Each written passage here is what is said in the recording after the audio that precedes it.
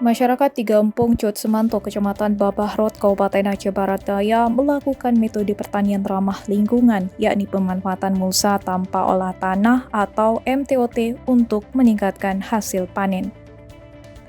Salah seorang petani di Gampung Cot Semantok, Iswandi, mengatakan metode yang sedang dilakukan yakni penggunaan mulsa pada bekas tanaman padi yang dipanen. Menurutnya, penggunaan mulsa itu dapat meningkatkan hasil panen dan itu sudah dibuktikan. Iswandi menjelaskan hasil panen dengan menggunakan mulsa lebih baik dibandingkan tanpa mulsa. Selain hasil yang meningkat, biaya terhadap pupuk juga berkurang. Hal itu karena mulsa tersebut dapat meniadakan penggunaan pestisida dan zat pada pupuk.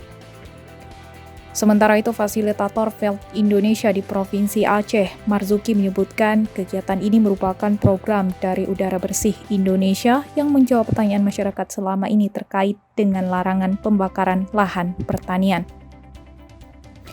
Ia berharap dengan adanya program ini dapat mengelola lahan pertanian dengan baik dan ramah lingkungan.